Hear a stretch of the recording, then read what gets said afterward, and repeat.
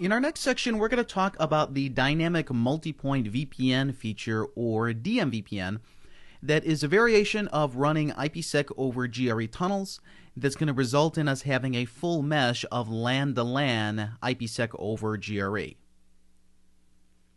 Now, the overall idea of DMVPN, or Dynamic Multipoint VPN, is that we want to establish an on-demand full mesh of IPsec tunnels without having to manually define through crypto maps or through VTI interfaces who are all the crypto peers and what are the access lists or proxy ACLs that define what traffic is going to go over the tunnel versus our normal clear text traffic that is not inside the tunnel.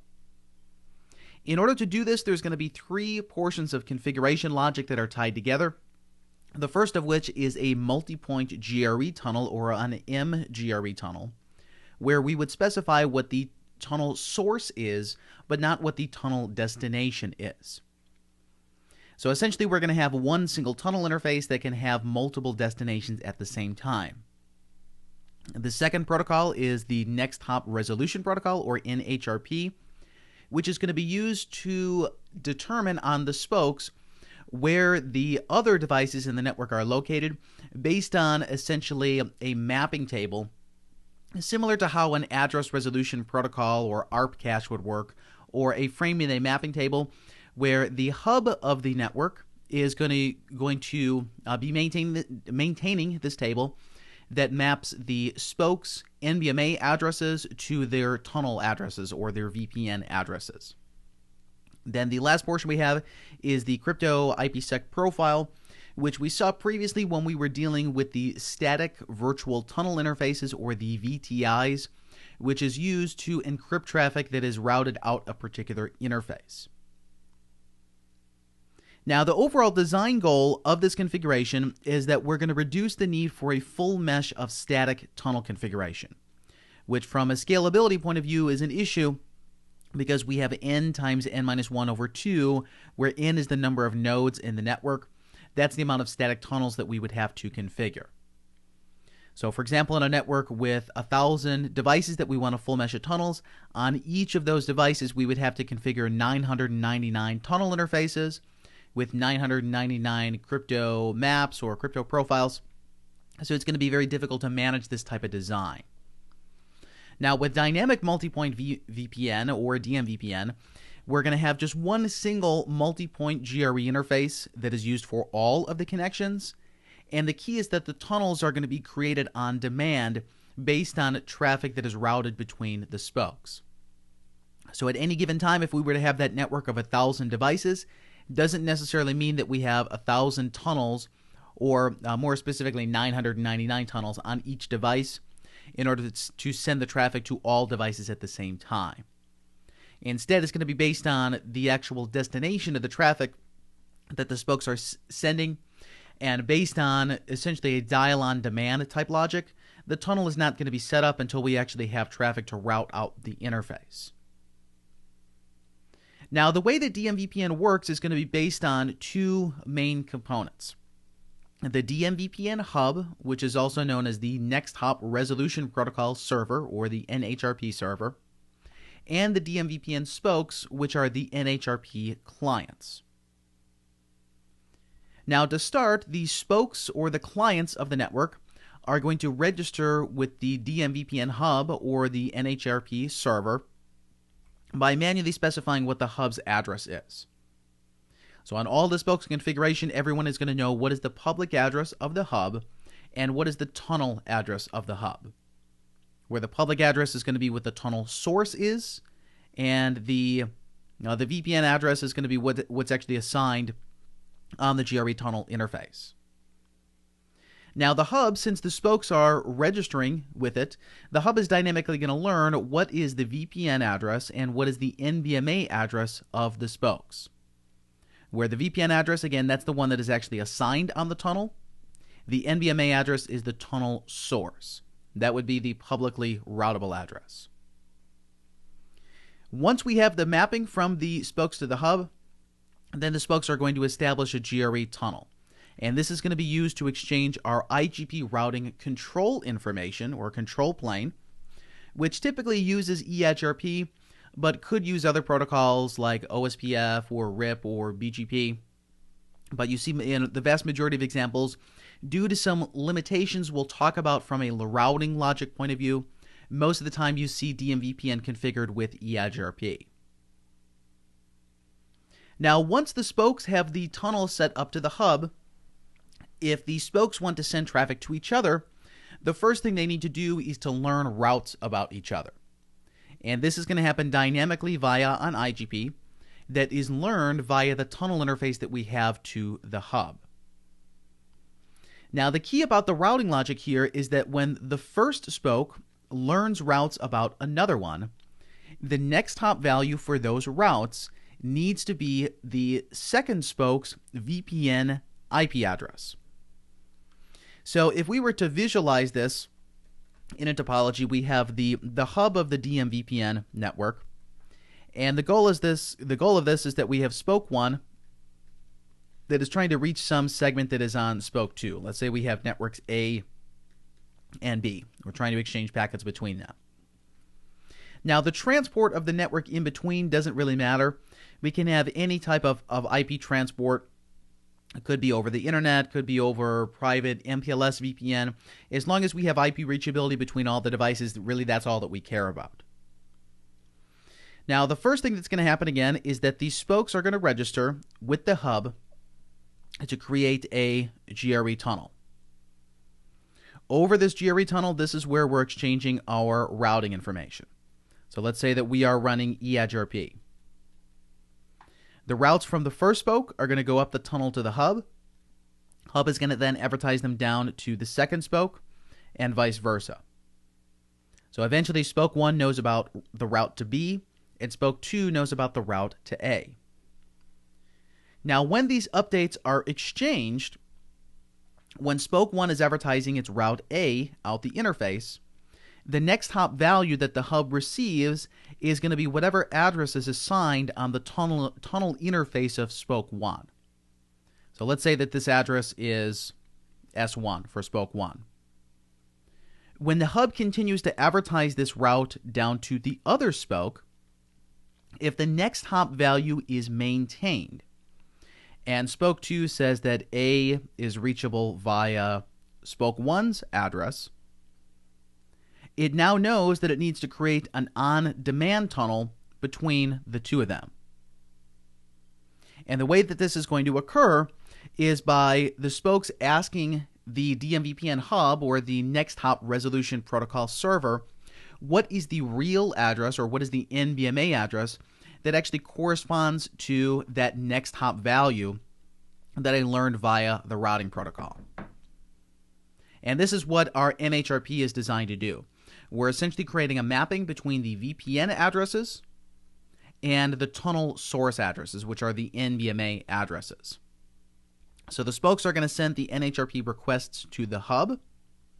The hub is then going to tell them that this address on the tunnel, this spoke 1 address, is actually related to this public address. We'll say that this is P1, and over here we have P2 and then S2, where the hub knows that the tunnel address of S1 and the tunnel address of S2 actually map to the NBMA addresses that are the public address of 1 and the public address of 2.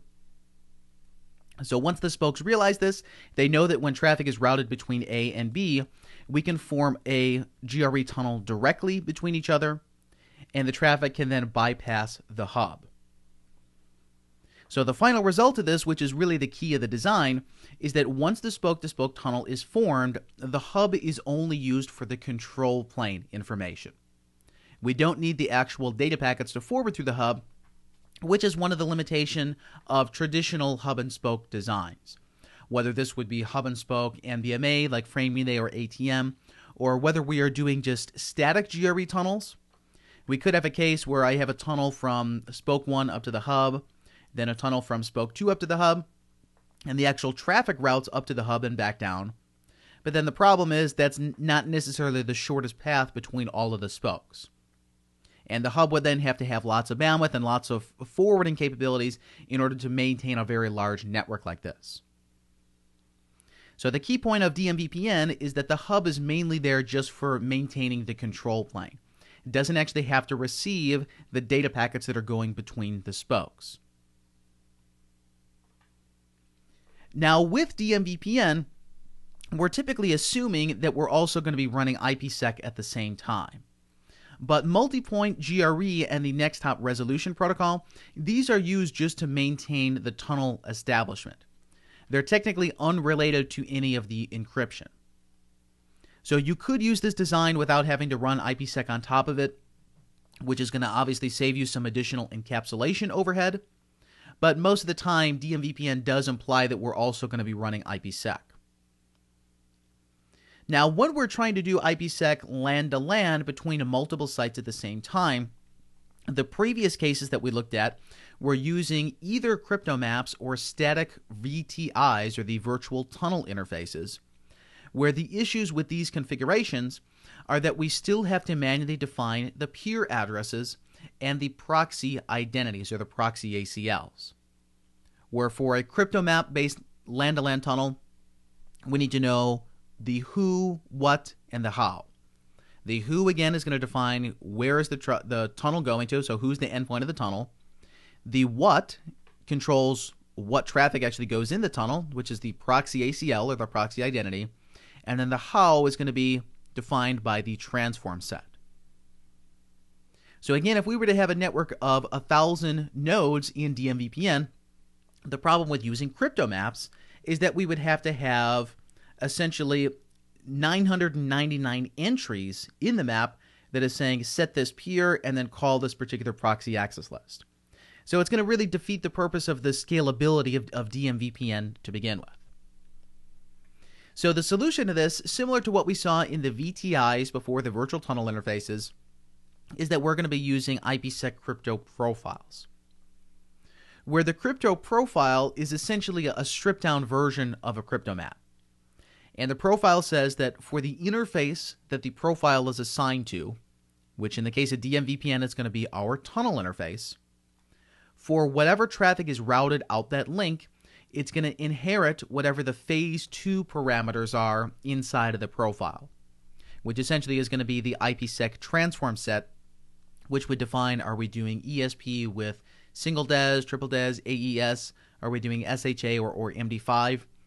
Because the peer address and the proxy ACL, we're assuming that these are inherited from the NHRP resolution and from the IGP routing control plane that's already running on the tunnel.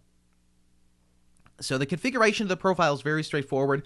We essentially need to define just what is the transform set that is going to be used by the profile, and then the profile is applied to the tunnel interface.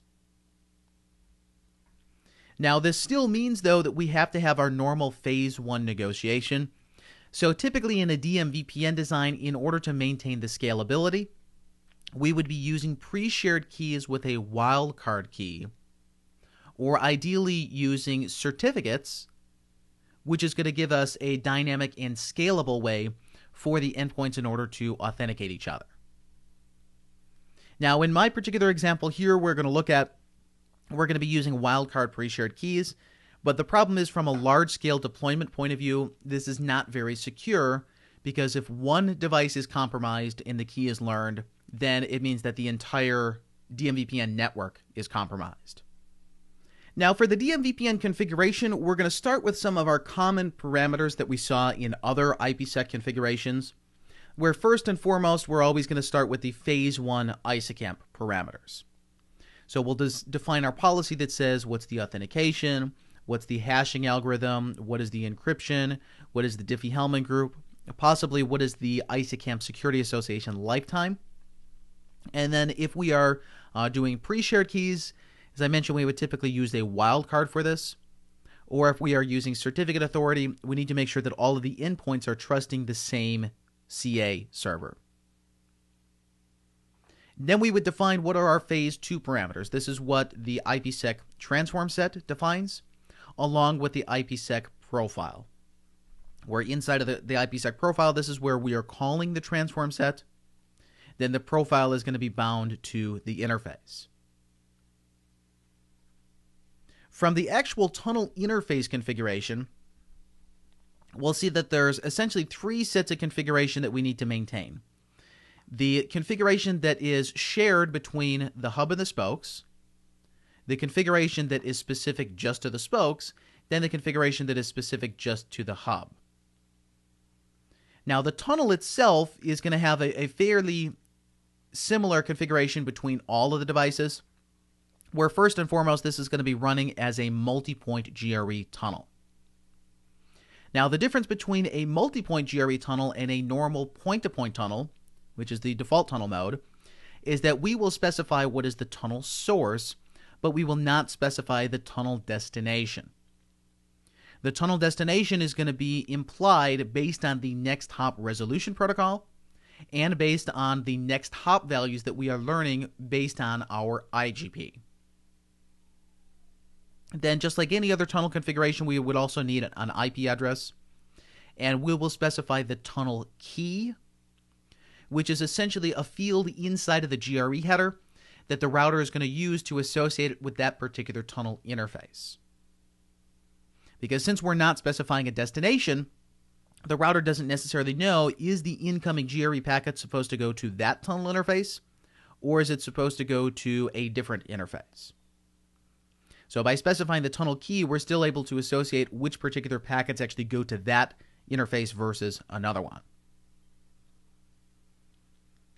Then likewise, for the shared next hop resolution protocol parameters, we have the NHRP network ID and the NHRP authentication. These are essentially just needed in cases where we would have potentially multiple tunnel interfaces. And as the packets are received in, we need to make sure that the NHRP request is associated with the correct tunnel interface. So essentially, everyone in the same DMVPN network is going to agree on the tunnel key, the NHRP network ID, and then typically the NHRP authentication. You could leave the third step out, but really there's no reason to run this without the authentication as an extra protection against a misconfiguration or an extra protection against some sort of malicious attack on the network. Next, we have the configuration that is specific to the spokes, where the spoke is going to be specifying what is the hub's source address, which is the public address that we're going to be routing over the transit network, and then what is the tunnel IP address of the hub. So this is similar in logic to a static frame relay mapping or a static ARP entry for Ethernet, where we're saying the inside address or the VPN address, that's the tunnel IP, then the public address or the NVMe address, that is the tunnel source. We'll also specify the next hop server, which is going to be, again, the tunnel's address, not the public address. Then if we were to run any type of multicast over the tunnel, like multicast OSPF or multicast EHRP, the IP NHRP map multicast command says that when a multicast packet goes out that interface, we're going to encapsulate it inside of GRE, and the destination of the packet is going to change to the public address of the hub. So in DMVPN, the spokes cannot directly exchange multicast traffic between each other. We'll look at a different solution for that later, which is known as GetVPN, the group encrypted transport, which is designed to basically provide secure multicast transit over the network.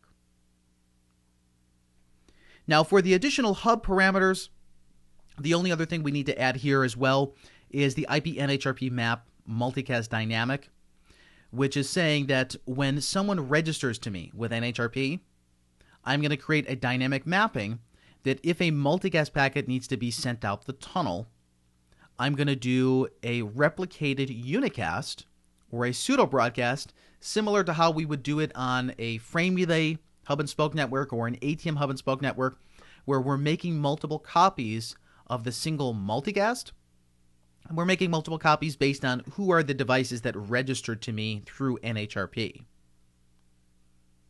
So in our previous case where we had the hub talking to 2 different spokes, if the hub is trying to send the EHRP hello or an EHRP update out both of these interfaces, we know that we need to send it 2 separate times, one to spoke 1 and one to spoke 2. So based on their registration, that's what this command is doing. We're saying whoever dynamically registers to us, we're going to put a multicast mapping to them. And again, that's needed for our multicast IGPs. Then lastly, we're going to apply the crypto profile to the interface, which is the tunnel protection command, and then configure whatever other IGP options that we need. Now, as you can see, there's a lot of overall configuration to get this basic functionality to work for DMVPN. So this most likely would be one of those configs where you want to reference the documentation for, just to make sure that you're not leaving an individual step out. Now, documentation-wise, if we were to go to our iOS documentation, which as we know is under Products, then iOS, regular iOS, 12.4, 12.4T, configuration guides. Then just like our other IPsec configs, this is going to be under secure connectivity. And then under here, this is under dynamic multipoint VPN. So just this first document, DMVPN. Now, just like the other documents, it would be a good idea to spend some time to read through this, especially to look at some of the caveats of what you can or cannot do with the feature. There's also different limitations based on the specific iOS version that you're running. But mainly, what I want to show here is just towards the end, they have configuration examples that show both the hub's configuration and the spokes configuration. So I'm going to take the hub's configuration, and we'll put this into Notepad. We'll say that this is the hub. Then side by side, we're going to look at the spokes configuration to see mainly the difference between the two of them. So just like a lot of these other complex IPsec configurations, you can essentially just take their example and then change it around to meet your specific needs. So the hub is on the left there, and then the spokes are on the right. Now, in our particular topology, the way that we are going to set this up is that router 5 is going to be configured as the hub of DMVPN, which also means that it is the NHRP server. And the spokes, or NHRP clients, are going to be router 3 and router 1. Now, once the network is completely set up, ideally what we should be able to do is when router 1 wants to send traffic to the 10 network, this is going to go over the GRE tunnel that we have to the hub. But when router 1, so sourced from this 192 network, but when router 1 wants to send traffic to the 172 network behind router 3, this is going to go directly to router 3 over a new tunnel, as opposed to having to go up to the hub and then turn around and come right back. Now, we can also see in the topology that there are some additional devices that are doing filtering, where if router 5 is going to be the hub, we need to go through the ASA. Then likewise, when we're testing, if we're testing from switch 2 or we're testing from switch 1, we have to go through ASA 1. And to simplify this design, what I'm going to do is just on the outside interfaces of both of the firewalls, just simply allow all IP traffic inbound. Once we actually have the basic tunnel working, then we'll look at the specific protocols that we would need to permit if we were to go through a very strict firewall filtering policy. But for this case, if we just go to ASA 1 and ASA 2, I'm simply going to say access list outside in permit IP any, and access group outside in interface outside.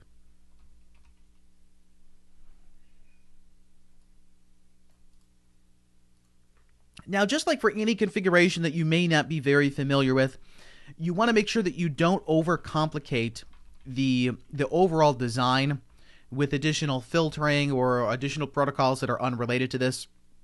So again, once we get the DMVPN working, then we'll come back and look at what are the potential filtering problems we could run into with the ASAs or with like zone-based policy firewall or the CBAC. So on switch 1 here, this is going to be under its multiple contexts. And let's say that we're going to be testing this from switch 2. So we'll change to context switch 2. And then basically have the same config. So access list outside in permits IP any, and access group outside in is then applied in on the outside interface. Now, the other goal of this design for DMVPN is not only to create the full mesh of the tunnels, but the routing is then going to be taken care of dynamically. Where with our previous LAN-to-LAN tunnels, we may have had to do static routing in order to accomplish this. So what we're going to be doing in this design is the segment between router 5 and 6, we are running EdgeRP process 999. The same thing between 3 and 4, EdgeRP 999. And then router 1 is going to be running it for these 192 networks that is behind the ASA. So once the final configuration is complete, we should see that router 1 takes its updates and sends them to the hub. The hub is then going to take these updates, send them back down to the other spokes. Router 3 is then going to know to get to the 192.168 network, I would need to go to router 1.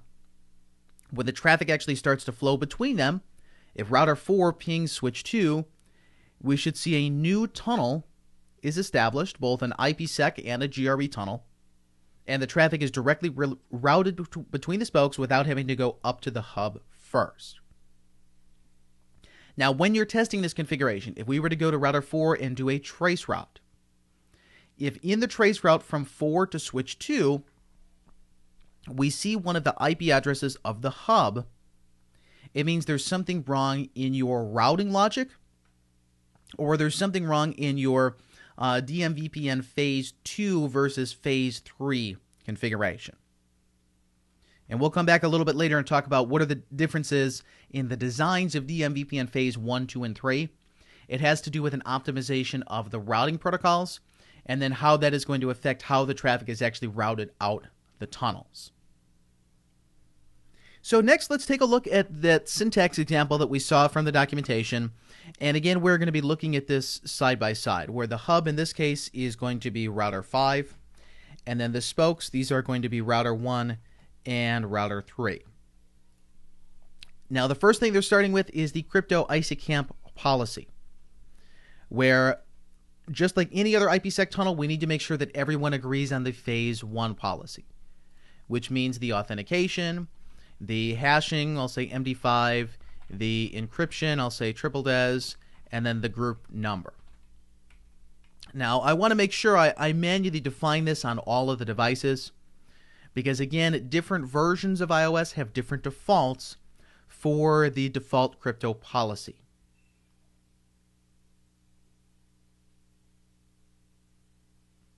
So even if this may not show up in the configuration, I want to ensure that I'm going to enter all of these options. Then we have the phase 1 authentication. Notice that in this example, the address that they're using is all zeros. And this is what the wildcard pre-shared key is.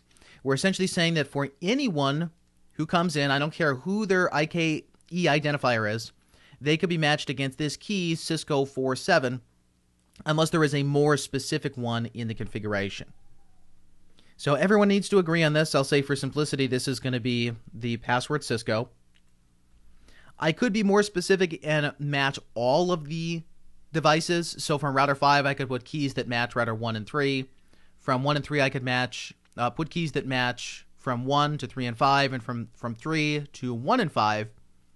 But again, the idea behind this is that if it's going to be scalable from a management point of view, we wouldn't have to want to maintain manual authentication keys everywhere. Really, the combination of the security and the scalability would be if you're using certificate authority for your RSA signatures. We then next have our transform set. This is going to be our phase 2 parameters.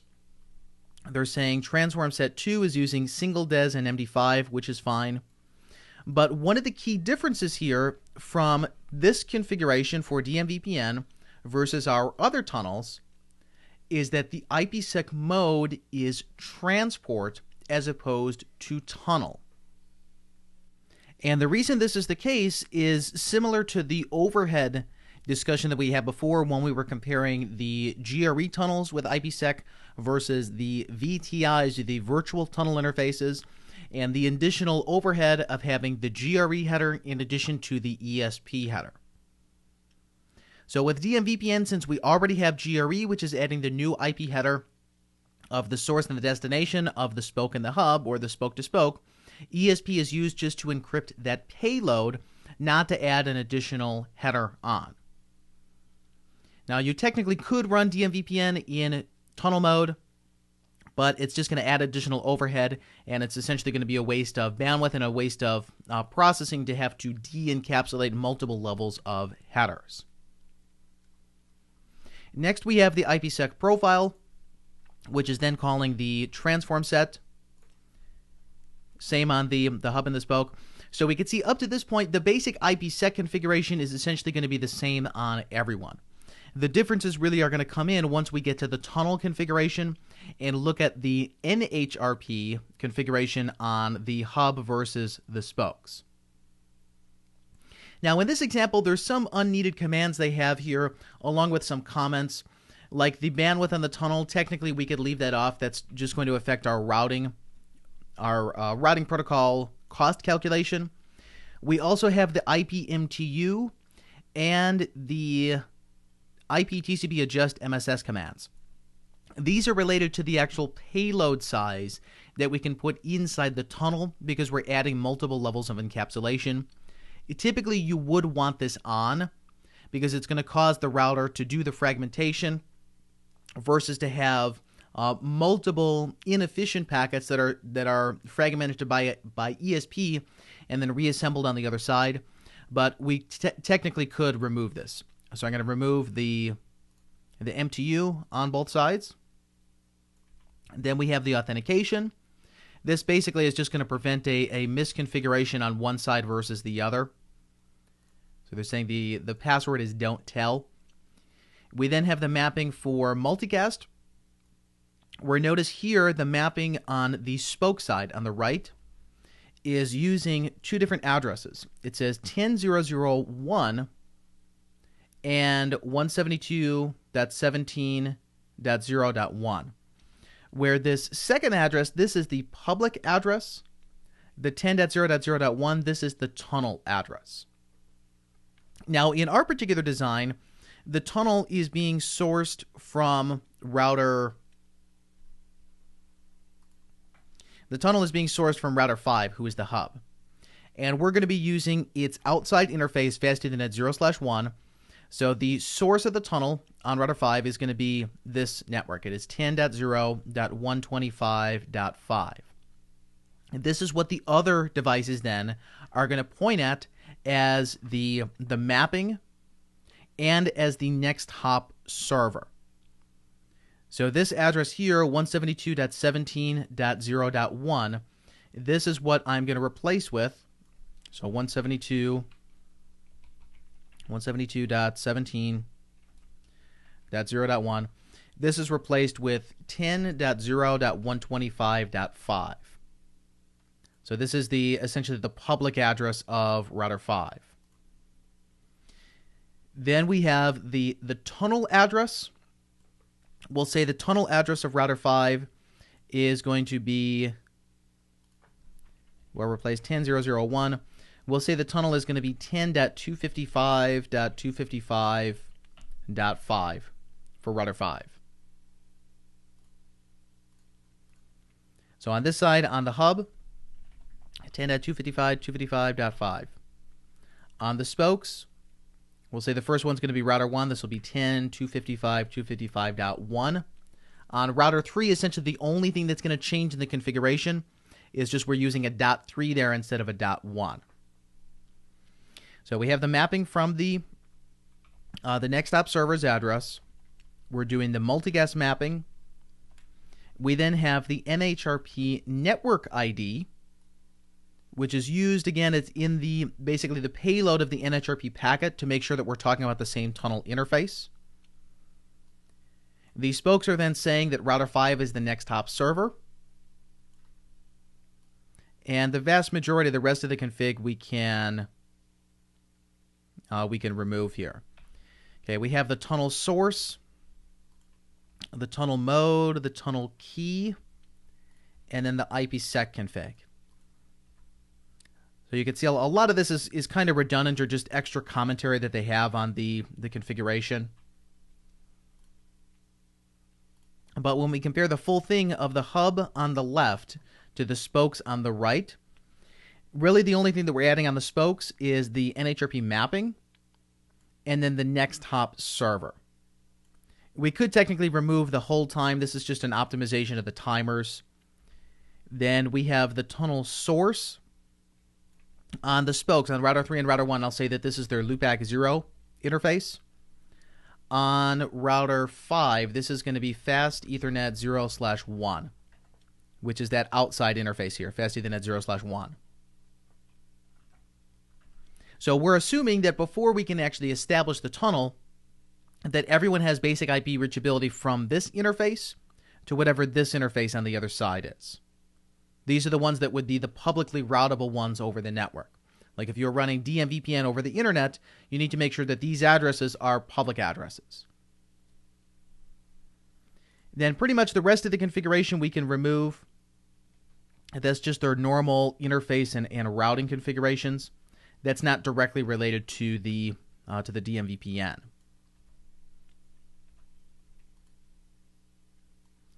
So let's now try this on the hub. On router 5,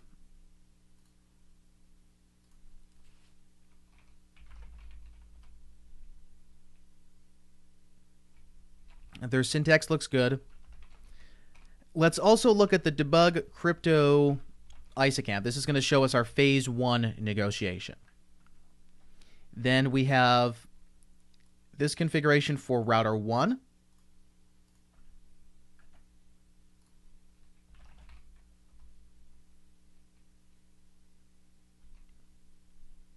If we look at router 5, we should now see the tunnel start to negotiate.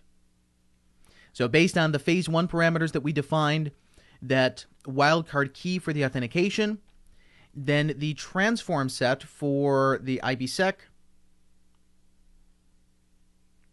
it says that the tunnel is running in transport mode. Where again, really this is the key point, that the previous LAN-to-LAN examples we saw were running in tunnel mode. But since we already have that additional layer of the GRE encapsulation, we don't need a new header that is provided by ESP. So ESP is just encrypting the GRE payload, not adding an additional IP header. If we now look at the show crypto ISACAMP SA, we should see that there's a tunnel established from router 1 to router 5 on both sides. Show crypto ISACAMP SA. If we look at the show IP route, router 1 should have the tunnel interface, 10.255.255.0. If we look at the debug IP NHRP, or debug NHRP, on 1 and 5, let's undebug the phase 1 negotiation. So debug NHRP. You'll also see that there's debugs specific for DMVPN, where the DMVPN debugs, these are kind of a combination of the IPsec and the NHRP. You could get these individually if you were to say debug crypto IPsec or debug crypto ISACAMP or debug NHRP. But here, let's say debug DMVPN all NHRP. On 1, 3, and 5. So next, let's take that same configuration we had on router 1. The only thing that's changing to move this over to router 3 is just a change of that single address on the tunnel. Everything else is going to stay the same.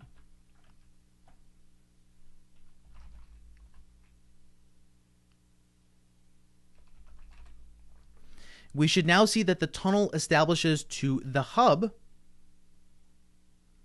And if we look inside the payload of the NHRP requests, basically what it's doing is creating this mapping between the publicly routable address and the tunnel address. If we look at the show IP NHRP, or show NHRP, show NHRP, let's see, show IP NHRP. So the debugs are debug NHRP, but the show commands are show IP NHRP. So I want to show the IP NHRP dynamic. Or let's just say show IP NHRP. Okay, this one we can see is a static mapping. And again, you could think of this kind of like the show frame relay map output, where it's saying that this NBMA address, which is the public address, is mapping to this tunnel address. And we knew about this from the next hop server, which is router 5. This is now a static mapping because all of the spokes have to manually specify this, so they know who is the hub to begin with. Now, when we do the spoke-to-spoke communication and look at the show IP NHRP, we should see that there is a dynamic mapping that router 3 knows that the address of 1, which on router 1, this address is 200.0.0.1/32. That's its loopback. It's going to say this address here maps to the NBMA address, which is 10.255.255.1. And then likewise, router 1 is going to say that router 3's address, which is 200.0.0.3, is going to map to the tunnel address that is 10.255.255.3. So next, let's look at what's going on in the routing. We have eIGRP 999 enabled on their inside interfaces. If we show IP eIGRP neighbors, we can see router 3 has an adjacency with router 4. If we look at the show IP route eIGRP, we see that router 3 is learning one of the LAN segments from router 4. If we look at show IP eIGRP interfaces, we have eIGRP enabled on the LAN but not on the tunnel. So the next thing I need to do if we show run section router eIGRP is that essentially all of these devices under the IGP configuration will say network 10.255.255.0.000.255.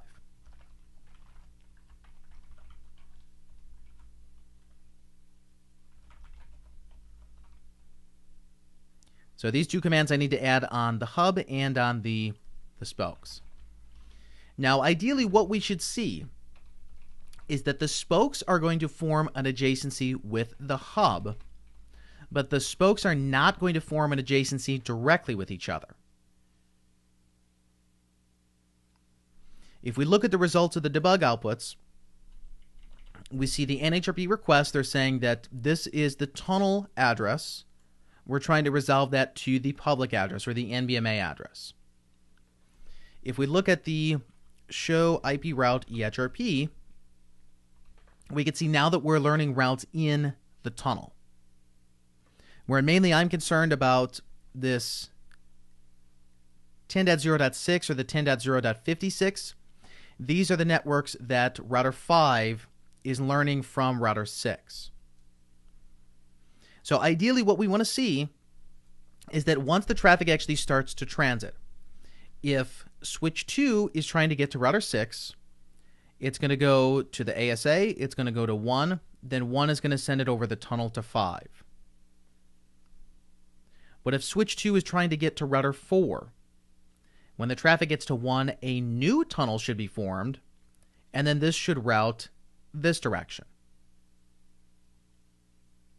So let's now look at the routing table of all of these devices. I want to see the show IP route eIGRP. Router 1 is learning routes from 5. 3 is learning routes from 5. On 5, we are learning routes from both 3 and from 1. But the spokes are not exchanging their updates yet. Now, since we're running eIGRP, this is just like any other type of hub and spoke topology. When the hub, who is router 5, receives the update in on the tunnel interface, it normally is not going to send it back out that same interface due to split horizon. So if EHRP is used for the DMVPN configuration on the hub, we need to make sure that split horizon is disabled for EHRP. So we'll say on tunnel 0, no IP split horizon EHRP 999. If we now look back at the spokes on 1 and 3 and show IP route EHRP, we should now see that we are learning about the other spokes networks. So router 1 knows how to reach router 4. On router 3, if we show IP route EHRP, router 3 knows how to reach switch 1 and switch 2, those 192.168 networks. If we were to now do a trace route, let's say that we go to router 4, and we're going to trace how do we get to 6, and how do we get to switch 2. What should ideally happen is that the traffic going to 6 should go over the tunnel to router 5, but the traffic going to switch 2 is going to go over the tunnel directly to 1. So on router 4, let's say, how do we get to 10.0.66, which is what we want. It's going over the tunnel that's towards router 5. If we trace 192.168.118.8, notice here that the traffic is going to 5 before it goes to 1.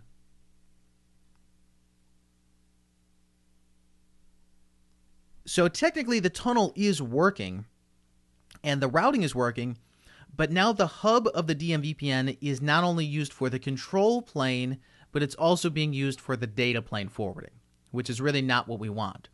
What we should see here instead is that router 5 is not listed as a next hop here because we want 3 to establish the tunnel directly to 1.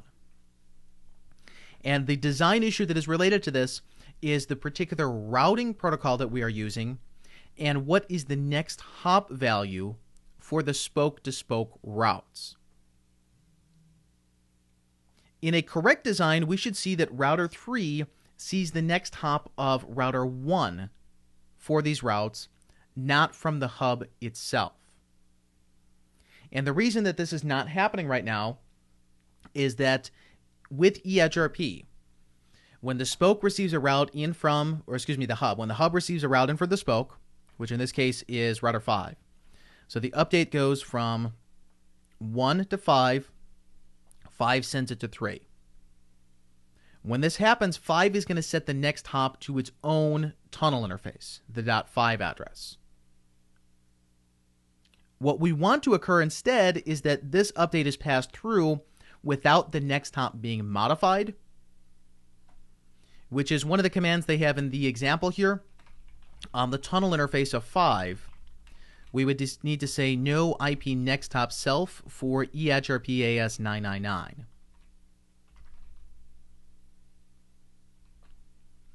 If we now look at router 3 and check back at the routing table, we see now the next hop is changed to be router 1's next hop, not to be 5's.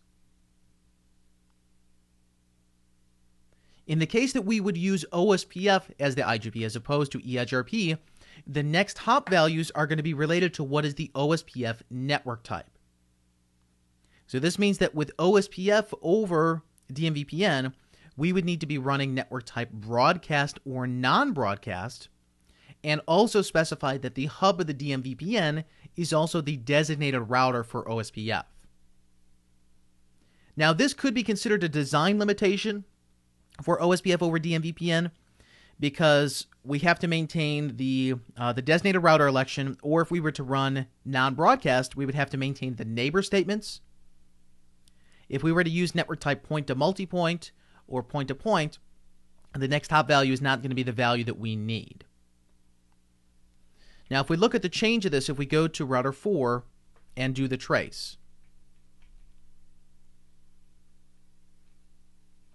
we see for the first couple packets, these are going to router 5, but then we should see a new tunnel is formed directly from 1 to 3.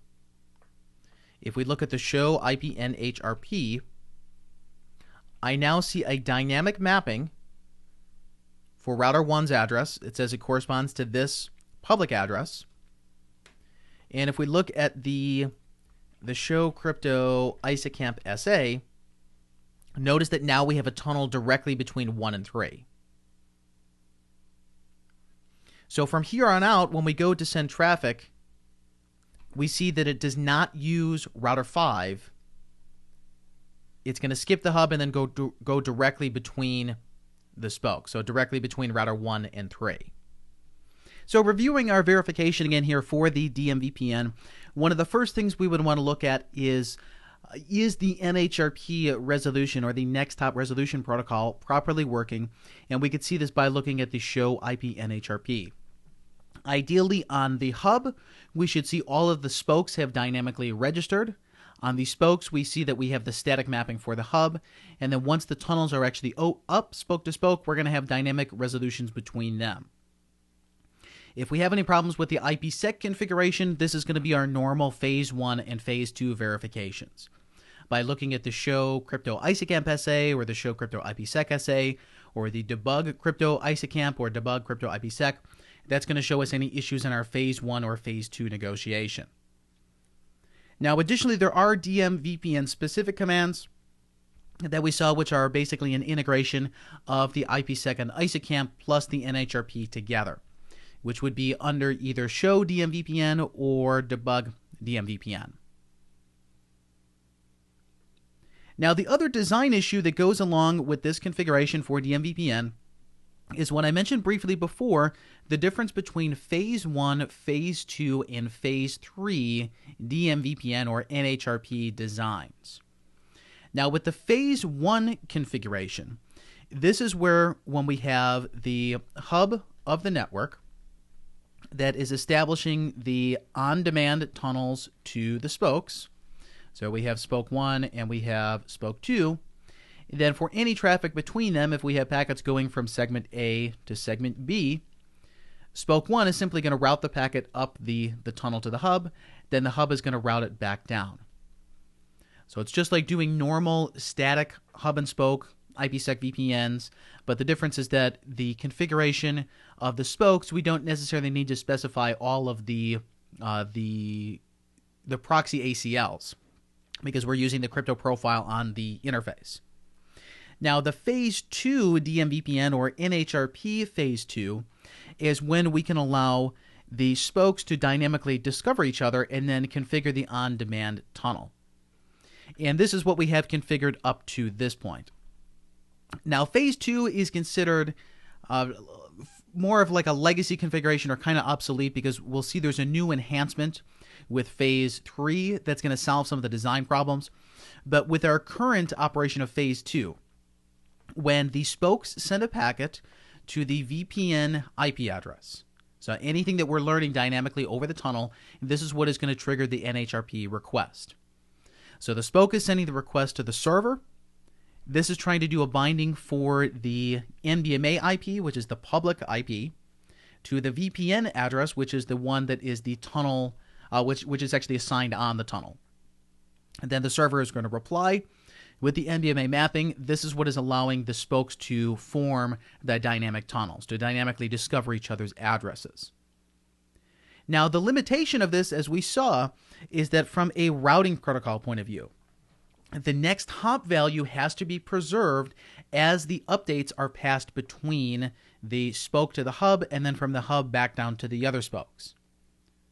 This means with EHRP, we had to use that IP next hop self EHRP command, or excuse me, no IP next hop self EHRP on the hub to preserve the next hop values. And if we were to run OSPF, it means that we would have to run in network type broadcast or non-broadcast, which brings along other design issues like the unicasting of updates and the designated router and backup designated router election. There would also be an issue with any type of summarization or default routing, because if the next hop value is pointing at the hub as opposed to the other spokes, then we're not going to be able to establish those on-demand spoke-to-spoke tunnels. So the design fix for this is now what is known as the NHRP Phase 3, or the DMVPN Phase 3. where we still have the same procedure where the spokes are registering with the next hop resolution protocol server, which is the DMVPN hub. But the key difference now is that the spoke is no longer going to send an NHRP query or an NHRP request when we are sending traffic to the VPN IP addresses. So the hub is basically only used for the IGP control information. We're going to learn routes from them. Then based on whatever those routing destinations are, we're going to send packets up to the hub. Now, when the hub receives these, the hub is going to know what is the final destination spoke. So, for example, in this topology with the two spokes in the hub, the packets are going from A to B. Spoke 1 is going to send the packet up to the hub. The hub knows that the real destination is on spoke 2, so the packet is going to be sent down. The change now, though, is that once this packet is redirected, so it's coming in the tunnel and then it's forwarding back out the same tunnel interface, we're going to generate an NHRP redirect message back to the source, telling them that I am actually not the destination for this, but it will forward the packet down to the final destination. So it's similar to an ICMP redirect, but this is specifically to trigger a change in the NBMA IP address to the VPN IP address mapping on the spokes. Now, once the spoke receives this NHRP redirect, it's going to send an NHRP query towards the final destination. The query is going to go up to the hub, and then it's going to flow down to the other spoke, to whatever the final spoke destination is. But now the difference is that the destination spoke is the one who actually directly responds to the request. So in this case here, where the packet is going from A to B, the packet actually gets there, but then the hub is going to reply back with the redirect. So the redirect gets to the spoke 1. Spoke 1 is then going to trigger, based on this, the NHRP request. When the hub gets this, it doesn't reply to it itself. It forwards it down to the final destination. Then spoke 2 is going to send the response to spoke 1 in order for them to establish the end-to-end tunnel. Now, from our point of view, when we actually look at the end result of this, we're still going to have spoke-to-spoke tunnels. But the difference is that it's an optimization of how much control plane information that the hub has to maintain. So essentially, when the response is sent, the response from the spoke is going to contain their mapping, so the VPN address to the NBMA address. And the originating spoke of the packet, so in this case, which was spoke 1 on the left, they're going to update their Ceph table with the new next hop value that says, well, it's not really reachable via the hub, it's actually reachable via this other spoke. And this is what they call the Ceph shortcut, or the NHRP shortcut. So the change in this design is that the DMVPN hub is still used for the control plane of routing, but it's not used for the NHRP requests and responses. It's used to figure out dynamically who are the spokes and what are their IGP routes. Then the spokes are going to communicate between themselves using NHRP based on the fact that the hub is generating that redirect message back onto them. And then they're going to use those shortcut updates, the NHRP shortcut or the Ceph shortcut, in order to actually update what's going on in their forwarding information base, or the Ceph table. Now, the advantage of using this DMVPN Phase 3 is that it allows us to do summarization, or it allows us to do next hop modification, which means that we would be able to, on the hub, basically just advertise a default route. So I could send 0000/0 down to all of the spokes, but then the spokes would still be able to establish the on-demand tunnels based on the redirect messages that the hub is generating. Now, as for the next hop modification, this would mean that with OSPF, we do not have the limitation of having to run network type non-broadcast or broadcast. So we could run as network type point to multipoint, which is designed for these type of partially meshed networks, and we're not going to have any issues with the next hop values.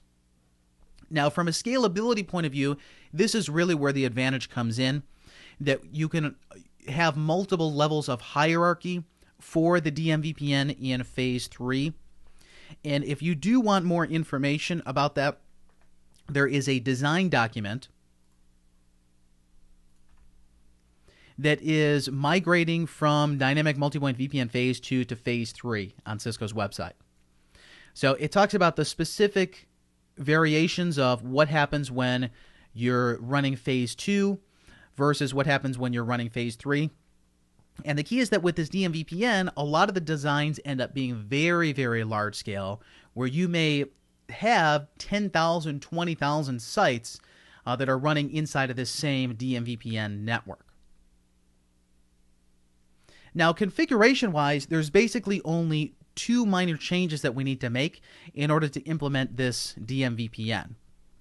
And if we take a look at the command line, I have this configured now between the three devices that we're using for the DMVPN, which specifically in this case, again, is router 5 as the hub, then router 3 and router 1 as the spokes.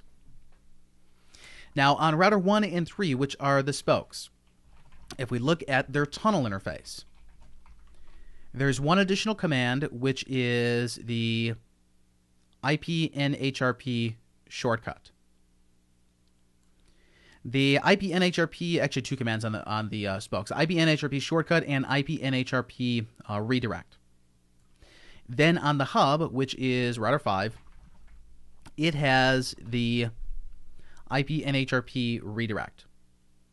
So router 5, who's the hub, is going to be in charge of sending the redirect messages. Then router 1 and router 3 are listening for them. The shortcut command, this tells them to update the CEF entry once the redirection actually occurs. You could technically put both of these commands on everyone, and it's not going to hurt. You'll end up in the same result. But technically, the hub doesn't need the shortcut command. It only needs the redirect command. Now, the other change that I made here is that I have removed the no IP next hop self EHRP command on the hub. And the end result of this, if we were to go to router 3, which is one of the spokes, and look at the show IP route EHRP, we see that we have the same routing information as before, where we're learning about router 1's routes to the 192 network, but notice that the next hop value is now router 5, which is the hub.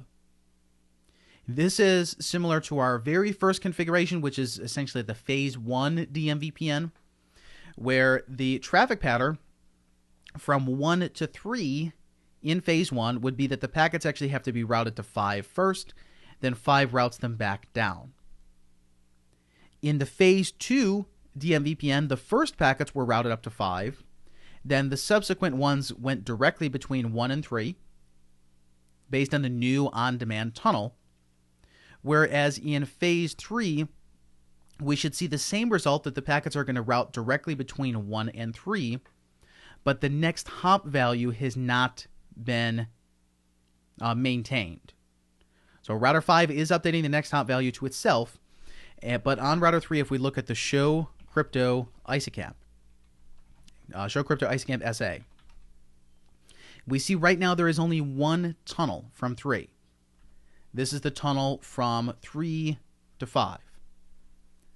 Likewise, on router 1, we should see the same thing. We should see a tunnel just from 1 to 5. If we show crypto ISACAMP SA, we have the tunnel just up to the hub. Once we actually go to send the packets from router 4, if we were to ping 192.168.118.8, which is switch 2, if we look at router 3 and now look at the show crypto ISACAMP SA, and the same thing on router 1, notice that now we have the new tunnels. We have the direct tunnels between 1 and 3, and if router 4 were to do the trace route, if we trace to 192.168.118.8, even though that the next hop value on router 3 has not been changed, or actually it has been changed, it's been changed to router 5, but even though that's the case, the actual data plane traffic does not need to use router 5 in the transit path.